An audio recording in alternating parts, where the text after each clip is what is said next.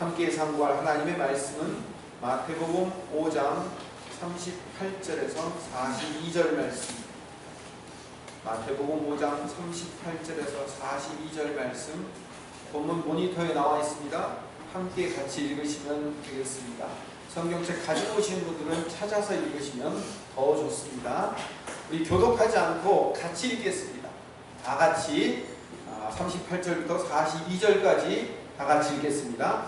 또 눈은 눈으로 이는 이로 갚으라 하였다는 것을 너희가 들었으나 나는 너희에게 이르노니 악한 자를 대적하지 말라. 누구든지 내 오른편 뺨을 치거든 왼편도 돌려내며 또 너를 고발하여 속옷을 가지고자 하는 자에게 겉옷도 가지게 하며 또 누구든지 너로 억지로 오리를 하게 하거든 그 사람과 심리를 동행하고 내게 구하는 자에게 주며 내게 오고자 하는 자에게 거절하지 말라. 아멘. 십계명의 살인과 간음 그리고 맹세를 통해서 도둑질 그리고 거짓 증거를 재해석해 주고 계셨습니다. 그리고 오늘 38절부터 42절의 말씀 그리고 다음 주부터 강의할 43절부터 48절의 말씀은 또다시 십계명의 말씀으로 돌아가서 9번째 계명과 10번째 계명에 등장하는 우리 9번째 계명과 10번째 계명이 뭔지를 봅시다. 9번째 계명을 봅시다. 출애굽기 20장 16절 말씀 같이 읽어볼까요? 시작. 17절 말씀 시작. 내 이웃의 집을 방문하지 말아라. 내 이웃의 아내나 그의 남종이나 그의 여종이나 그의 소나 그의 양이나 그의 이웃의 우리는요 이 9번째 계명 내 이웃에 다시 16절 보여주세요. 내 이웃에 대하여 거짓 증거하지 말라라고 했습니다. 아하 거짓말하면 안 된다. 우리 이거는 이제 십계명을 압니다. 그 다음에 17절에 탐내지 말라. 내 이웃의 아내, 남종, 여종, 소나 아기 내 이웃이 가지고 있는 것을 탐내지 말고 그리고 빼앗지 않는 것. 이게 계명을 지키는 거구나 라고 생각할 수 있어요. 그런데 9번째 계명과 10번째 계명이 중요한 것은요 그것도 물론 있지만 그보다 훨씬 더 중요한 내용이 담겨져 있어요. 16절에 보면 내 이웃에 대하여 이게 더 중요합니다. 내 이웃에 대하여.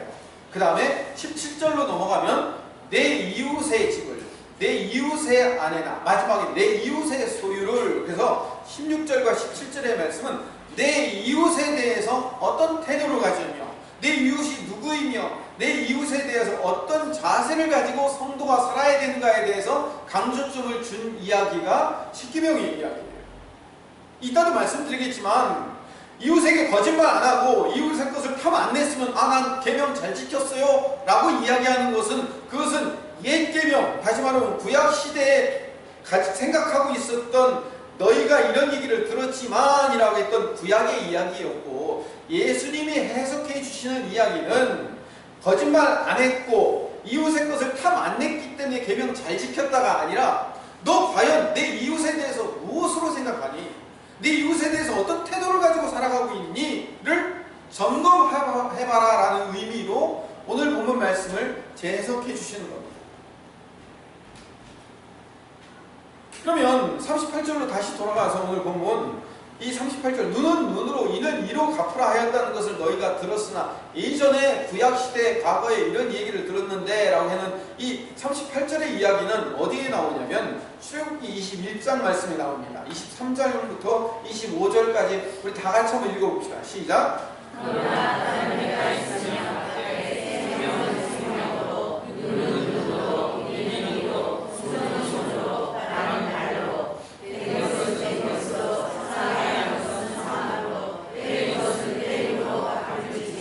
이 말씀이 레위기 14장 19절 20절 신명기 19장 21절에도 계속 반복되어서 3번이나 등장을 합니다. 이 말씀을 한마디로 얘기하면 동해보복법이라고 얘기합니다. 동해보복법이 뭐냐면 서해 동해 그 동해가 아니고 같을 동자에다가 해로울 해자를 써서 남에게 내가 해로움을 당했으면 같은 같은 방법으로 보복을 해줘야 된다라는 의미의 동해보복법이라고 부릅니다. 자, 그런데 이 동해보복법은 당한 만큼 보복하라는 건데 여기에 한 글자가 첨가되면 그 의미가 완전히 달라져요. 보세요. 당한 만큼 갚아줘라. 이건 뭐예요? 통해보복법이죠. 그렇죠? 당한 만큼만 갚아줘라. 이건 뭐예요? 여기 굉장히 중요한 의미가 담겨져 있어요. 당한 만큼만 갚아줘라는 것은 하나님의 은혜가 들어가 있어요. 긍휼이 들어가 있다고요. 이거를 헤세드라고 얘기해요. 여러분, 헤세드라는 이 히브리어가 굉장히 중요한 단어예요. 이 옷가게에 있는 중에서도 헤세드가 있어요. 미용실에도 헤세드가 있고요. 헤세드라는 단어가 굉장히 많은데 이 헤세드는요, 은혜, 인자, 은총, 인애 뭐 이런 뜻이에요. 이게 불쌍히 여겨 자비를 베풀다 이런 의미가 담겨져 있어요. 헤세드가. 그러니까 이 동해보복법에는 하나님이 불쌍히 여겨주셔서 만들어 놓은 법이 동해보복법이에요. 출애굽기 20장 12절에 보면 살인죄에 대해서 나옵니다. 죄송합니다. 제가 잘못 적어드렸어요. 21장 12절이에요. 제가 읽어볼게요. 21장 12절에 보면 사람을 쳐 죽인 자는 반드시 죽일 것이니, 그러니까 죽인 자는 죽여라. 생명은 생명으로, 이는 이로, 눈은 눈으로. 이게 동해보복법이에요. 근데 13절을 보면 13절을 보여주세요. 21장 10, 제가 잘못했다고 했죠. 21장 13절에 보면 만일 사람이 고의적으로 한 것이 아니라 나 하나님이 사람을 그 손에 넘긴 것이면 내가 그를 위하여 한 곳을 정하리니 그 사람이 그리로 도망할 것이며 라고 되어 있어요. 이게 무슨 얘기냐면 도피성을 만들어 가지고 억울한 피해가 발생하지 않도록 그 당한 사람, 그러니까 그 억울하게 피해를 보지 않도록 그 살인한 사람을 숨겨주어라, 이런 의미가. 그게 도피성이라는 거예요. 우리가 사람을 미워서 때려서 죽이거나 아니면 돌로 쳐서 죽이거나 밀쳐서 죽일 수 있어요. 그러면 어떻게 한다고요? 내가 고의로 살인했기 때문에 고의로 살하는 것은 살인을 뭘로 살인으로 갚아야 되죠. 그렇죠? 피는 피로 갚고 생명은 생명으로 갚아야 돼요. 그런데 동해보복법에 의해서. 근데 여러분, 실수로 사람을 죽일 수도 있다고요. 같이 둘이 가서 나무를 하고 있는데 도끼질을 하다가 갑자기 도끼날이 쑥 빠져갖고 옆에 있는 사람을 재수 없게 툭 쳐가지고 그 사람이 턱 맞아갖고 해필 급소에 맞아서 죽을 수 있어요. 나는 장난친다고 슬쩍 밀었는데 그 사람이 딱 밀려가지고 죽을 수 있단 말이에요. 이렇게 고의가 아니고 의도적인 게 아닌 건데 실수로 사람을 죽이면 어떻게 돼요? 성경의 법에 따르면 생명은 생명으로 갚아야 되니까 반드시 어떻게 돼요? 죽여야 되죠. 그런데 그러면 안 되잖아요. 고의가 아니잖아요. 고의가 아니니까 도피성으로 도망가라는 거예요. 이거를 은혜라고 부르는 거예요.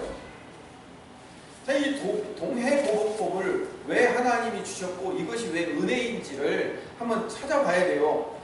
가장 대표적인 보복의 사례가 어디서부터 시작되냐면 인류 최초 보복이 시작되는 거예요. 가인과 아벨, 여러분 많이 들어보셨죠?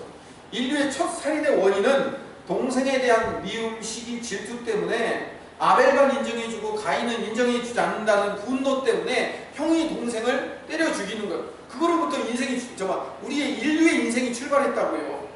근데 문제는 이 가인이 7배의 벌을 받는다고 하나님이 말씀하셔요. 그런데 이 가인의 후예 중에 라멕이라는 사람이 등장하는데 이 라멕이라는 사람은 77배의 벌을 받는데요. 창세기 4장 23절을 읽어보시죠. 같이 읽어주십시오. 시작.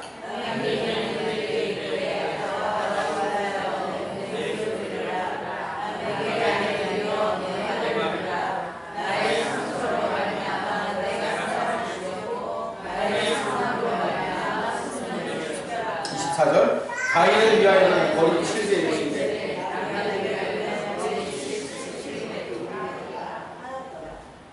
보세요. 23절로 다시 가보면 라멕이 부인이 둘이나 있어요. 인류 최초로 부인을 둔 사람이에요. 그래서 라멕의 아내들을 갖춰놓고 자기가 자랑을 하는 거예요. 뭘 자랑하냐면 나의 상처로 말미암아 내가 어느 날 상처를 받았어요. 이렇게 누가 쳐가지고 이렇게 상처가 났어요. 그랬더니 내가 이 상처받은 게 화가 나서 사람을 어떻게 했다고요? 죽였대요. 그리고 나의 상함으로 말미암아 내가 어떤 일로 말미암아 내가 상함을 입었어요. 그러니까 그 소년을 어떻게 한 거예요? 죽인 거예요. 여기서 말하는 소년은 어린 소년을 얘기하는 게 아니라 청년을 얘기하는 거예요. 사람을 죽인 거예요. 그러니까 동해보복법이 생길 수밖에 없는 게 이 라멕이라는 사람은 힘도 있고 권력도 있고 강한 사람이었단 말이에요. 그러니까 누가 와서 나를 상하게 만들었어요. 그러니까 기분 나쁘니까 어떻게 해요? 죽여버린 거예요. 기분 나빠. 그리고 죽여버린 거예요. 그러니까 동해보복법이라는 게 생길 수밖에 없어요. 다른 사람이 너에게 상처를 입혔으면 너는 어디까지만 복수해라? 상처만 입히고 끝내라. 내가 화난다고 그 화난 것 때문에 그 사람을 죽이기까지 하면 안 돼 라고 얘기하는 거예요. 그래서 내가 분노했다고, 내가 화났다고 그 분노하고 화난 것 때문에 사람까지 죽이는 것은 그것은 아니지 라고 얘기해서 만든 법이 동해보복법이라는 거예요. 그러니까 이 동해보복법은 약자를 보호하기 위해서 만드는 거예요. 강한 사람이 약한 사람을 함부로 때릴 수 있잖아요. 그렇죠? 그리고 마음껏 내가 때린다는데 네가 무슨 상관이야 하고 그 사람이 마음껏 자기의 강함을 자랑할 수 있는데, 그렇게 하면 법으로 그대로 내가 당해야 되기 때문에 그걸 하지 못하도록 막는 형법의 기능이 있는 거예요. 두 번째로는 약한 사람도 강한 사람을 의도적이든 실수든 때리거나 다치게 만들 수 있어요. 그러면 강한 사람이 약한 사람을 때리면 약한 사람은 강한 사람을 때릴 수 있어요, 없어요? 없죠? 여러분은 할 수 있어요? 근데 약한 사람이 강한 사람을 먼저 우연이든 실수든 고의든 때렸어요. 그럼 강한 사람은 어떻게 할까요? 그 사람은 죽었어. 죽었어요. 그걸 막을 하지 말라는 거예요. 내가 당한 만큼 그만큼만 보복하고 끝나는 거예요. 그 보복의 한계를 넘어가지 말라는 거예요. 그게 눈에는 눈, 이에는 이, 생명에는 생명이라는 뜻이 바로 그걸 의미하는 거예요. 하나님이 애초에 주신 목적은 약자를 보호하려는 법의 목적을 갖고 있었던 거예요. 그런데 법의 목적이 사라지고 나니까 뭐가 남아요? 내가 철저하게 보복해야 된다는 건 남는 거예요. 보복해야 된다. 그러니까 누가 나를 상처 입으면 어떻게 해야 되는 거예요? 가서 너 이리 와. 그 사람이 나를 팔을 다치게 해서 쭉 찢어놨어요. 그럼 어떻게 해야 되는 거예요? 칼 갖고 와. 그래서 찢는 거예요. 왜? 법에 그렇게 돼 있잖아. 나도 찢겼으니까 너도 이만큼 찢겨야 돼 이거예요. 보복을 크게 하지 말라고 만들어 놓은 법인데, 하나님이 우리에게 긍휼로 주신 그 긍휼함은 없어지고 법의 의미가 완전히 뒤바뀌어 버린 거예요. 사랑하라고 주신 법인데 그거를 원수를 끝까지 쫓아가서 갚아내야 하는 것으로 바뀌어버린 거예요. 제가 처음 말씀드렸죠. 거짓말하지 않는 것, 이웃에게 것을 훔치지 않는 것, 그것으로 십계명이 만족되는 게 아니라 내 이웃에 대해서 어떤 태도를 갖고 있는가가 중요한 거예요. 인간의 본성이 원래 나 중심이에요. 그래서 늘 내가 당한 것이 더 커요. 내가 당한 게 원래 커요. 둘이 서로 싸우면요, 누가 더 분해요? 내가 분하잖아요. 그렇죠? 안 싸워봐서 잘 모르시죠, 여러분? 내가 더 큰 거예요. 배로 갚아야 마음이 후련하는 거예요. 자동차를 타고 가다가 누가 범퍼를 딱 받았어요. 그러면 범퍼가 깨지거나 아니면 범퍼가 깨졌어요. 그러면 어떻게 하면 돼요? 어떻게 하면 돼요? 범퍼만 보상받으면 되죠? 범퍼만 보상받으면 되는 거예요. 그리고 요즘은 범퍼 보상받을 일도 없어요. 보험회사다 연락해갖고 매형만 하나씩 받아가지고 깨졌네요. 이거 보험회사 처리하죠 하고 가면 1분이면 끝나는 거예요. 근데 왜 길거리에서 싸우죠? 왜 싸우죠? 나올 때 이런 거 나오잖아요. 범퍼 깨졌는데 이런 거 나오잖아요. 왜 그래요? 보상을 받기를 원하는 게 아니라 뭘 받기를 원하는 거예요? 배상을 받기를 원하는 거예요. 배로 갚아줘야 이 마음이 풀리는 거예요. 배로. 인간의 자기중심성이라고요. 선악과를 따먹은 악한 성품이 여기 있어요. 그래서 강한 자는요, 내 마음대로 보복하려고 해요. 하나님께서 십계명이라는 율법을 주신 이유는, 그래서 예수님께서 그 십계명이라는 율법, 그 모든 율법을 율법을 뭐로 요약하셨죠? 율법을 한마디로 뭐라고요? 하나님, 이웃, 사랑이에요. 율법을 주신 이유는 사랑하라고 주신 주신 거예요. 사랑하라고. 근데 사랑하라고 주신 그 사랑의 의미는 어디 갔는지 잘 잊어버리고 그걸 어떻게든 문자적으로 다 지켜내고 그래서 도둑질 안 하고 뭐 안 하고 살인 안 하고 가늠 안 했으면 나는 다 지켰다라고 그냥 안 하는 거로 끝내버리니까 나중에는 어떻게 해요? 지켜내는 것만 남아가지고 안식일날 지키려고 안식일 지키려고 유대인들은 지금도 냉장고 코드가 빠져있어도 안식일날 깨우지 않는 것을 일을 하지 않는 것으로 생각하고 그렇게 지금 그거밖에 안 남은 거예요. 냉장고 코드 뽑고 빼고 하는 것이 안식일 잘 지키는 게 중요한 게 아니고 안식일날 돕고 이웃을 사랑하고 그들을 위해서 헌신해주고 하는 것 그게 더 중요한 건데 율법의 근본 정신을 잊어버리는 거예요. 그래서 율법의 근본 정신은 뭐라고요? 내 이웃에 대해서 그러니까 내 이웃에 대해서 사랑하는 거예요. 다른 말로 뒤집으면 율법의 근본 정신은 복수하지 않는 거예요. 오늘 5장 39절 마태복음 5장 39절의 말씀 그래서 눈은 눈으로 이는 이로 갚으라고 했던 것을 옛사람에게 들었지만 나는 너희에게 이르노니 악한 자를 대적하지 말래요. 율법의 정신이에요. 동해보복으로는 근본적인 악의 순환을 해결할 수가 없어요. 자 보세요. 여러분들 벌써 하나님이 불러가셔서 하나님께서 직접 대화하시는 분이 계신데 그냥 제 얘기를 들으세요. 제 얘기가 훨씬 쉬워요. 예를 들어서 인수 집사님을 예를 들읍시다. 인수 집사님이 어느 날 어떻게 하다가 저를 탁 쳤어요. 제가 여기 굉장히 아파졌어요. 그러면 제가 어떻게 하면 돼요? 사랑합시다. 여기 가지 마세요. 제가 어떻게 해야 돼요? 인수 집사를 동해보복법에 의하면 치면 거기까지 하면 되는 거예요. 그러면 자 보세요. 이인숙 집사님이 나를 쳤어요. 그래서 내가 다시 쳐가지고 맞았어요. 그럼 뭐예요? 쌤하니까 끝났죠? 더 이상 이제 아무것도 없어야죠. 근데 이인숙 집사 마음에 아무것도 없을까요? 앙금이 안 남을까요? 남아요. 보세요. 내가 어떻게 하다가 툭 쳤어요? 근데 그 사람이 나를 다시 쳤어요. 내가 먼저 쳤으니까 맞은 건 당연한 거예요. 그러니까 쌤 끝? 이 아니란 말이에요. 나도 이 마음 가운데 앙금 나보다 더 세게 친 것 같아. 아니 그렇다고 한 교회 교인 친구들끼리 그렇다고 그걸 꼭 갚아야 되겠어? 내 마음 가운데 앙금이 남는 거예요. 그래서 이번에는 어떻게 하는 거예요? 그걸로는 갚을 수 없으니까 다음번에 이렇게 하고 있는 거예요. 이렇게 하고 있다가 어떻게 하는 거예요? 다음번에 다른 문제가 생겼을 때 아니 부탁이 있어서 이것 좀 해주세요. 아유 시간 없어요. 안 해요.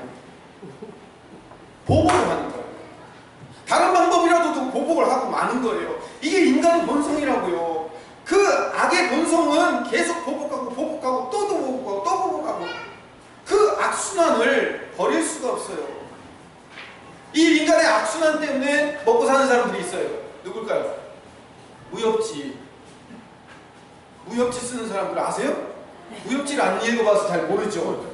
네. 무협지의 거의 대부분의 이야기는 뭐예요? 어려서 부모와 우리 스승님의 복수전이야. 복수전. 그럼 내가 그래서 일평생을 바쳐서 그렇게 복수해 놓으면 그 사람은 나한테 앙금이 없을까요? 그 자녀는 나한테 앙금이 없냐고요? 없어요.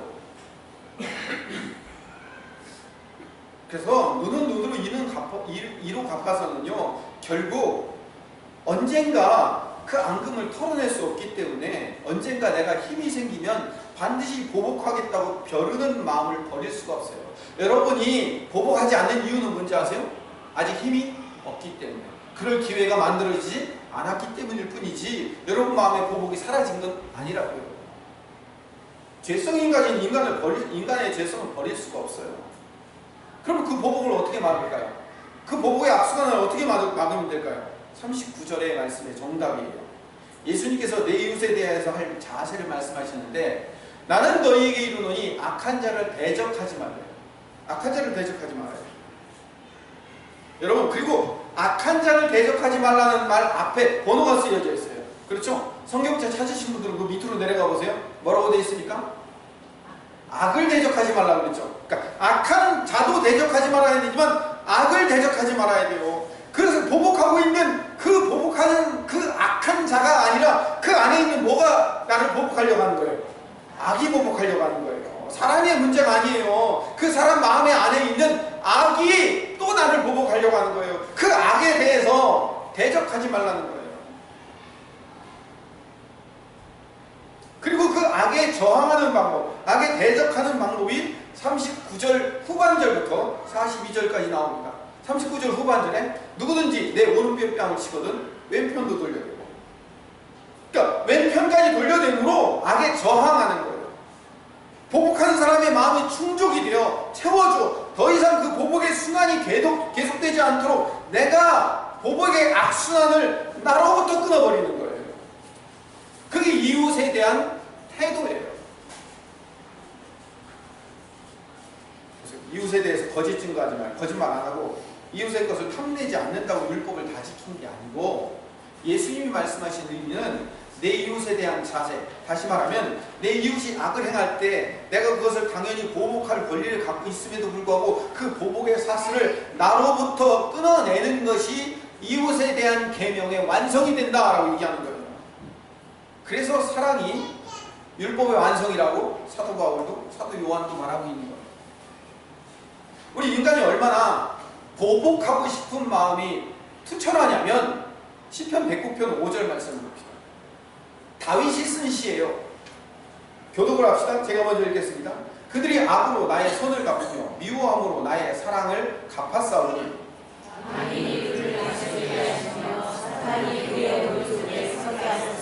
그가 심판을 받을 때 죄인이 되어 나오게 하시며 그의 기도가 죄로 변하게 하시며 그의 연수를 짧게 하시며 그의 직분을 타인이 빼앗게 하시며 그의 자녀는 고아가 되고 그의 아내는 과부가 되며 그의 자녀를 위하여 고아로 그의 함께하는 자가 돌아오게 하소서. 고리대금하는 자가 그의 소유를 다 빼앗게 하시며 그가 소유한 것을 낯선 사람이 탈취하게 하시며 그의 인을 펴져게 하시며 그의 고아에게 은혜를 펴져게 하시며 그의 자손이 끊어지게 하시며 후대에 그들의 이름이 지워지게 하소서. 여호와는 그들의 자손들의 죄악을 기억하시며 그의 어머니의 죄를 지워버리게 하시고 함께합니다. 그 죄악을 항상 여호와 앞에 있게 하사 그들의 기억을 땅에서 끊으소서. 다윗이 마음 가운데 분노와 오기가 생겨서 그걸 풀 데가 없으니까 누구에게 풀고 있어요 지금? 그건 잘하고 있긴 해요. 근데 하나님께 풀면서 그 원수를 향해서 뭐라고 얘기해요? 자녀는 고아가 되고 과부가 되고 빌어먹게 하시고. 욕 아니에요? 세상에서 이런 욕이 어디 있어요? 고리대금하는 자가 그 소유를 다 탈취하게 하시고 빚된 비로 넘어가면서 사업 망하게 하시고. 이거 얼마나 무서워요 그거. 우리 그러고 있다고요. 우리 마음 가운데 미운 마음이 생기면 이러고 있어요 우리가. 다윗도 이런데 하물며 우리는요. 그래서 하나님이 우리에게 헤세드를 주셨어요. 은혜를 주시고 은총, 인자, 자비를 주셨어요. 인간은 자기가 당한 그 보복의 고리를 결코 끊을 수 없기 때문에 하나님이 그 보복의 고리를 끊으러 오셨어요. 인간이 가진 모든 그 보복하고 싶은 마음, 악한 본성과 보복하려는 모든 마음을 다 당해 주시기 위해서 예수님이 이 땅에 오셔서 십자가로 그 보복을 당하셨어요. 그게 십자가의 의미입니다. 네 모든 억울함, 네 분노, 그 내가 다 맞아주고 내가 다 당해줄게. 나한테 다 풀어. 그리고 십자가에서 인간의 모든 분노와 미움과 원망과 복수를 다 끊어내신 거예요. 예수님이 그 보복의 고리를 끊어내심으로 오른편 뺨을 칠 때 왼편을 돌려내시고 속옷을 가지고 하실 때 거둠까지 나누어 갖게 하시고 오리를 가게 할 때 심리까지 따라가 주시고 구하는 자에게 주시고 꾸고자 하는 자에게 거절치 않으심으로 말미암아 그 예수님이 그 보복의 고리를 끊어내심, 이걸 믿는 것을 복음이라고 얘기합니다. 아멘.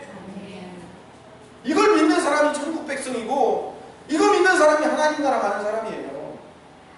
우리 너무나도 잘 아는 요한복음 3장 16절.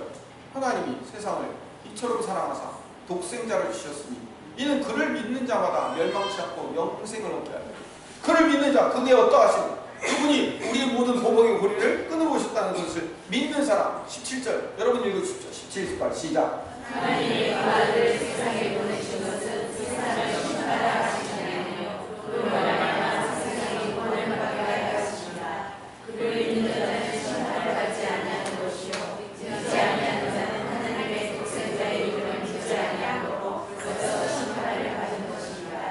보복의 고리를 예수님께서 끊어내셨다는 사실을 믿는 자가 심판받지 않아요.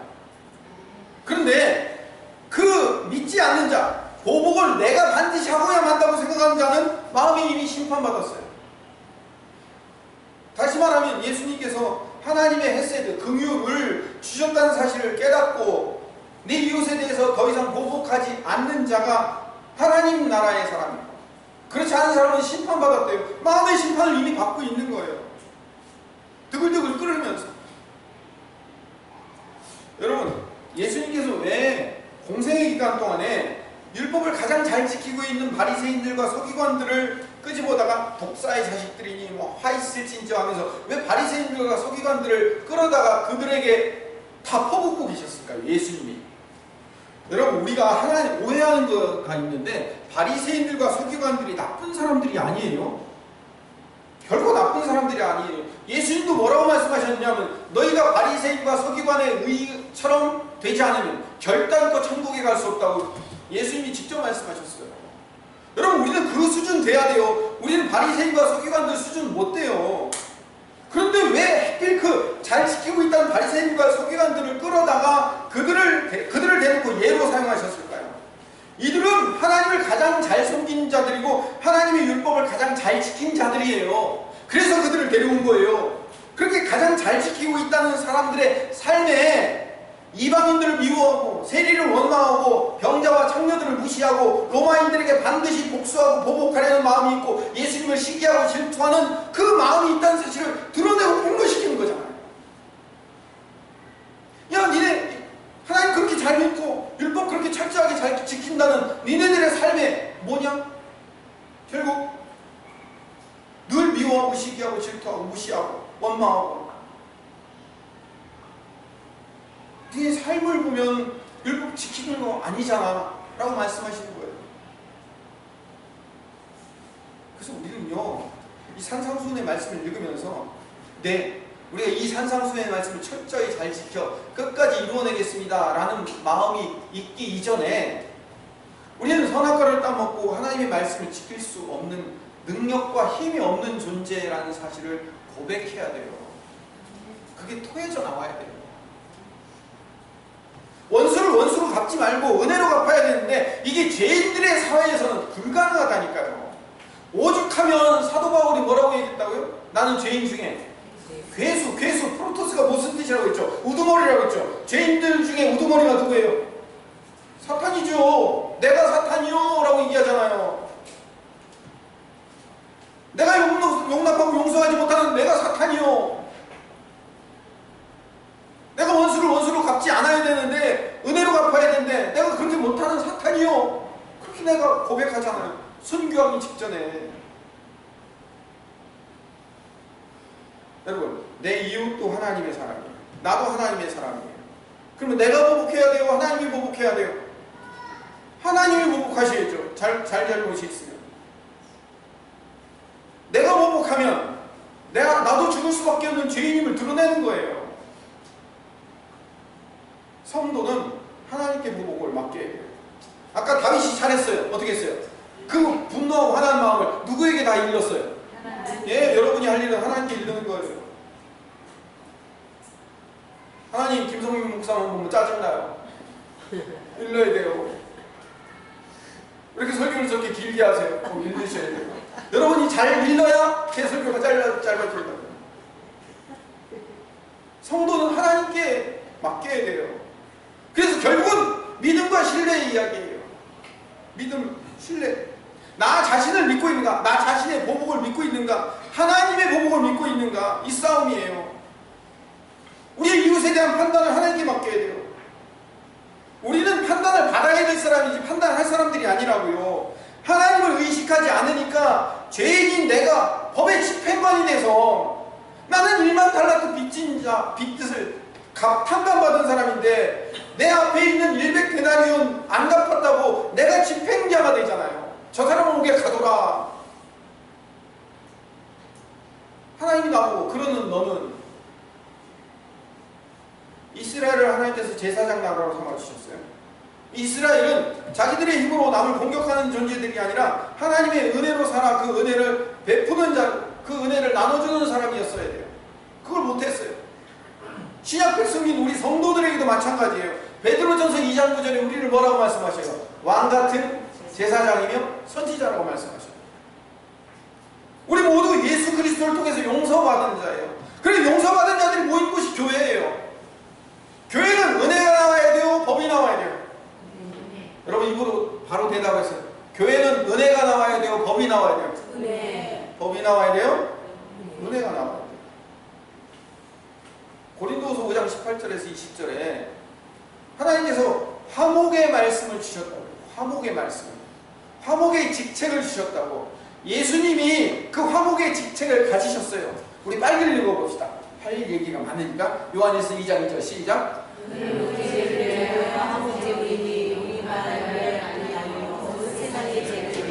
4장 10절 말씀 시작. 사랑은 여기 있으니 우리가 하나님을 사랑하는 것이 아니요 하나님 우리를 사랑하사 우리 죄를 사하여 위하여 화목제로 부르셨습니다. 아까 제가 말씀드렸죠. 예수님이 왜 어떻게 오셨다고요? 네 분노, 네 걱정, 네 문제, 네가 고백하고 싶은 모든 마음들을 다 나한테 풀어라. 내가 그거 다 담당해 줄게 하고 십자가의 모든 분노를 품고 돌아가셨다고 그랬죠? 그래 부활하신 거죠? 그 모든 분노를 다 품어내신 그걸 뭐라고 얘기한다고요? 화목 제물이라고 얘기한다고. 예수님이 화목 제물이 되셨어요. 그 다음에 부활하셔서 그 예수님께서 우리에게 화목의 말씀을 말씀해 주시고 우리에게 또 화목의 직책을 주셨어요. 예수님이 다 담당하고 죽으신 그 일을 누구에게 맡긴 거예요? 우리에게 맡겼어요. 우리 보고 그거 계속 하래요. 우리가 화목제물이 되라는 거예요. 고린도전서 6장에서 고린도 교회들이 늘 싸우는 사람들이에요. 이 늘 싸우는 사람들이 교회 안에서 성도들끼리 투각투각 싸우다가 결국은 이거를 해결을 못하니까 세상 법정에다가 쉽게 우리로 얘기하면 고발장을 신청해갖고 법원에다가 그걸 고발을 했어요. 그랬더니 사도 바울이 그 문제에 대해서 7절 8절에 이렇게 말씀하시는 거예요. 같이 읽읍시다. 너희가 피차 고발함으로 너희 가운데 이미 끓여진 허물이 있나니 차라리 불의를 당하는 것이 낫지 않느냐. 차라리 숨는 것이 낫지 않느냐. 8절. 너희는 불의를 행하고 숨기는구나. 그는 너희의 형제로다. 너희가 피차 고발해서 그 세상 법정에 갔다는 것 자체가 너희들은 허물이 있고 너희들은 잘못했고 너희들은 문제가 있다라고 얘기하는 거예요. 하나님의 사랑을 입은 두 형제가 자기들끼리 그거 하나 해결 못해가지고 그걸 세상 법정에 맡겨? 차라리 네가 당하고 네가 속고 네가 그냥 그거 다 당하는 게 낫지. 어떻게 그런 문제를 세상 법정에 갖다 놓고 그거 하나 해결 못하고 그러고서 하나님 나라의 형제이며 자매라고 얘기하냐. 사도 바울이 화가 난 거예요. 차라리 속아. 차라리 네가 당하고 말아. 그게 이웃에 대한 너희 태도 아니야. 라고 고린도 교인들에게 묻고 있는 거예요. 하나님의 은혜를 입은 성도는 법으로 살면 안 돼요. 은혜로 살아야 돼요. 예수님이 내가 너에게 은혜를 부어줬는데 너는 왜 네 이웃에게 법으로 나가냐? 이걸 산상수훈에서 지적을 하고 계시는 거예요. 여러분, 화목은 누가 할 수 있는지 아세요? 희생을 할 수 있는 사람이 하는 거예요. 희생은 누가 하는 사람인지 아세요? 가진 자가 희생하는 거예요. 가진 자가. 내가 보복할 수 있는 위치에 섰어요. 누가 나를 때려서 내가 다시 그 사람을 때릴 수 있는 보복의 위치에 서 있어요. 그럴 때 내가 그것을 끊어내는 거예요. 내 차례인데 내가 보복할 차례가 되었을 때 보복하지 않으므로 화목의 직분을 감당하는 거예요. 이게 성경이 우리에게 말씀하시는 거예요. 그런데 우리는 예수 그리스도를 믿고 있다고 말하고 우리 신자라고 말하고 있으면서도 늘 법 아래 살아요. 율법 아래 살아요. 내 자신의 삶을 보면 율법의 삶을 사는지 은혜의 삶을 사는지 내 스스로 내 삶이 증명하고 있다니까요. 여러분 삶을 보세요. 여러분 법으로 살고 있어요? 은혜로 살고 있어요? 여러분의 삶이 여러분 그대로 증명해냈잖아요. 보복해야 될 때, 당했을 때, 억울할 때, 갚아야 될 때 이해하고 용납하고 용서하는 것으로 만족하는 게 아니라 오히려 사랑으로 그 이웃에게 더 덧붙여주는 것이 성도의 임무라고 얘기하는 거예요. 여러분 여기 잘 들으세요. 여기 절대로 졸면 안 돼요. 엄밀하게 말하면 오른뼈뺨을 쳤을 때 그것을 맞아주는 것은 은혜의 삶이 아니에요. 아까는 은혜의 삶이라고 했다가 또 왜 아니라고 얘기해. 자 보세요. 오른뼈뺨을 치면 그걸 그냥 그대로 맞아주는 것은 은혜의 삶이 아닌 이유는 그래 내가 한 대 때리면 맞자. 차라리 내가 맞거든. 내가 이해하고 내가 참자. 하고 참고 있는 것은 은혜의 삶이 아니에요. 여러분 여전히 여러분들이 법 아래 살고 있다는 것을 여러분이 여러분 스스로 증명하고 있는 거예요. 지금 어떻게 해야 돼요? 왼편도 돌려대야 돼요. 예수님이 지금 그걸 말씀하시는 거예요. 속옷을 가지고 가지 않은 자에게 속옷을 꾸역꾸역 내주면서 그래 내가 참자 내가 말씀으로 참자 하고 이악물고 참는 것은 여러분 아직도 법 아래 사는 거예요. 어떡하라고요? 겉옷까지 같이 싸서 주는 거예요. 억지로 오리를 가져가자면 꾸역꾸역 이악물고 쫓아가는 것은 아직도 법 아래 사는 거고 심리까지 기쁜 마음으로 동행해 주는 것 이걸 예수님이 요구하고 계시다고요. 여기까지 가는 것을 다음 주에 말씀드리겠지만 48절에 예수님이 말씀하신 하나님의 온전하신 같이 너희도 온전하라는 거예요. 우리가 온전한 퍼펙트 하려면 어떻게 해야 된다고요? 기쁜 마음으로 달라고 하는 것 이상으로 주며 그것에 대해서 이악물고 참아내는 것이 아니라 기쁨으로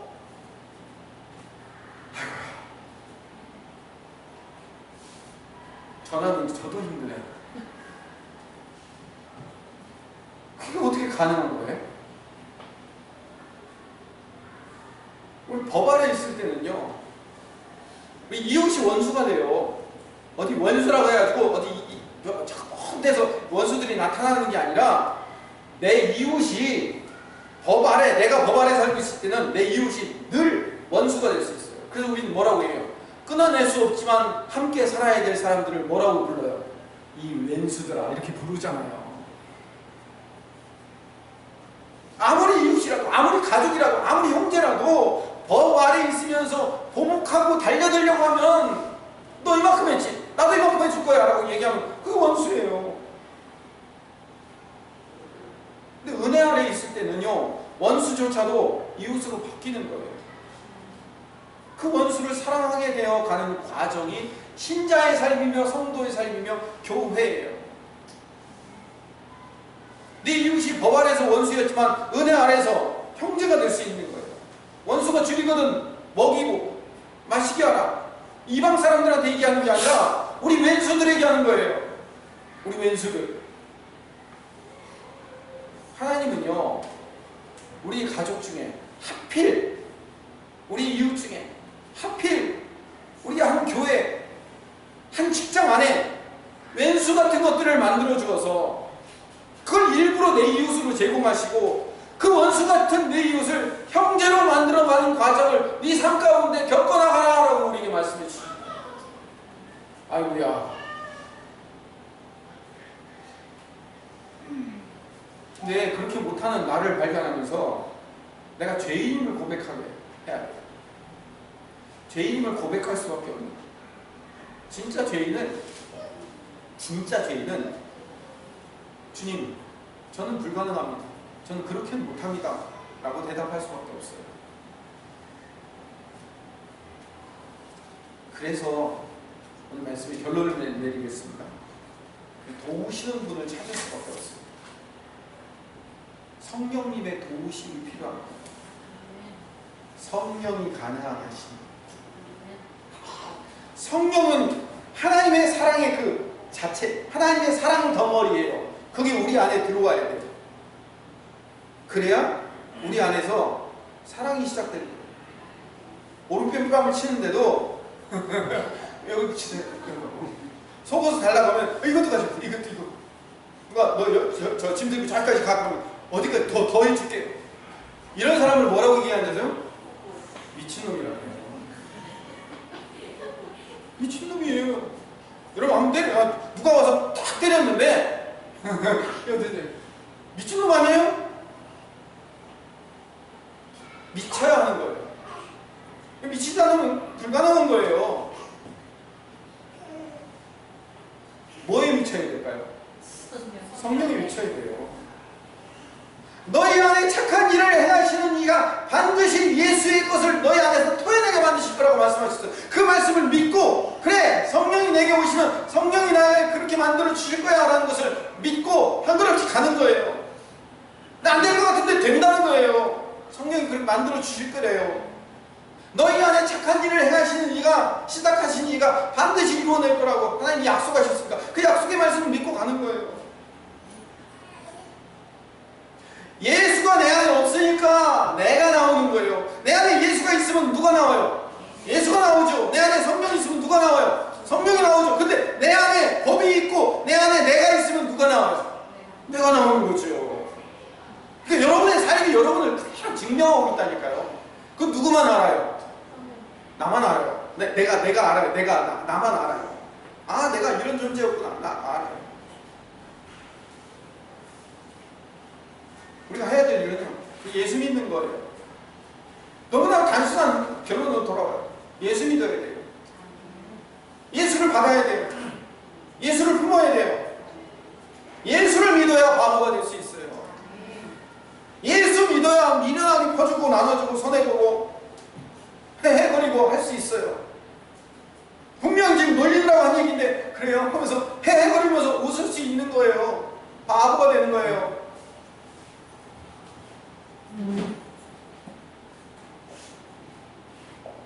용서하고 이해하고 당해주는 사람이 되는 거예요. 당해주는 사람. 찐따, 바보, 등신, 쪼다. 성령이 우리를 그렇게 만들어 가실 거라는 거예요. 하나님 나라의 바보로. 그러기 위해서 어떻게 해요? 주님 안에 거하는 거예요. 주님 안에 들어가야 돼요. 형제가 원수로 보이고 가족이 원수로 보이면 그 원수가 문제가 아니라 내가 문제예요. 제가 이 얘기 하려고 아까 처음에 설교 시작할 때 뭐라고 말씀드렸어요? 오늘 모든 설교는 누구에게 초점이 맞춰져 있다? 나. 설교 전하는 사람도 나, 듣는 사람도 여러분 자신. 형제가 원수로 보이고 가족이 원수로 보이면 그 원수가 문제가 아니에요. 그 원수는 누가 지금 주고 계시는 거예요? 하나님이 주고 계시는 거예요. 문제는 그 원수가 아니에요. 나예요. 그 원수가 그렇게 나를 잡아 끌고 나를 닥닥닥닥 긁어내는 그렇게 만든 이유는 여기 나를 바라보게 만들려고 하는 거예요. 그래서 악에 대항하지 말라는 거예요. 악한 자에 대항하지 말라는 거예요.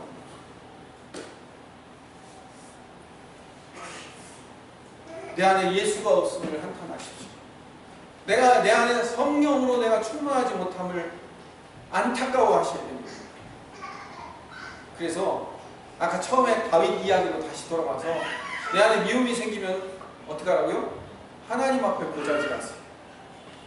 하나님 앞에 예수 안에 살도록 예수 모시고 살고 예수로 충만할 수 있도록 하나님 앞에 기도하십시오. 누가복음 11장 13절 이거 읽고 마치겠습니다. 시작.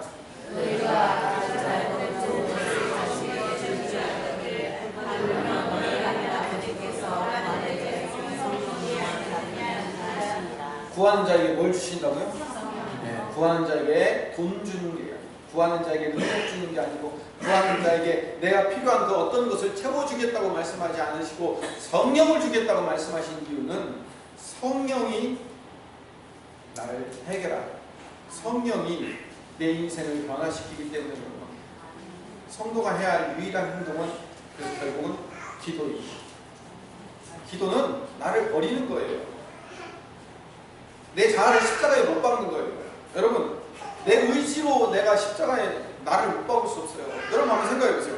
여러분 여기다가 뭐 대놓고선 여러분 이거 이렇게 내려쳐가 못 박을 수 있어요? 못 박겠죠. 그럼 어떻게 해야 돼요? 남이 박아주는데요. 말씀하세요. 제가 가서 박아드릴게요. 제가 할 수 있어요. 남이 하면 박아줄 수 있어요. 내가 못한다니까요. 성령이 오셔서 나를 박아줘야 된단 말이에요. 성령이 오시면 성령이 나를 에워싸면 그분이 내 자아를 십자가에 못 박아 주실 수 있어요. 법은 안식이 없어요. 설사 내가 복수하고 보복하고 내가 이기고 돌아와도 평안치 않아요. 이제 살겠다. 내가 보복하고 났으니까, 내가 배로 갚아주고 났으니까 이제 후련해. 그런 거 없어요. 법 아래 살면 그게 지옥의 삶이에요. 근데 지고 깨지고 당하고 주는 헤세드, 은혜의 안식이 있어요. 우리 어려서 할머니들 뭐라고 얘기해요? 지는 놈이, 맞는 놈이 다리 뻗고 잔다고 하죠. 내 안에 주님이 계시기에 평안이 있는 거예요. 내가 그 보복을 완성했다고 평안이 주어지는 게 아니고 내 안에 주님이 계십니다. 그럼 오늘 여러분 이렇게 기도합시다. 주님이 내 안에 계시기를, 성령이 내 안에 가득 채워져서 성령이 나를 주관하시고 인도하시고 이끄시는 성령의 사람 되게 해주시옵소서라고 다시 한번 잠깐 기도하도록 하겠습니다. 사랑이 많으신 하나님 함께 해주신 감사드립니다. 성령 하나님께서 우리 인생 가운데 찾아오셔서 우리를 주관하시고 인도하시고 이끌어 주셔서 성령 하나님의 어린 놀라운 은혜를 깨닫고 살아가는 하나님의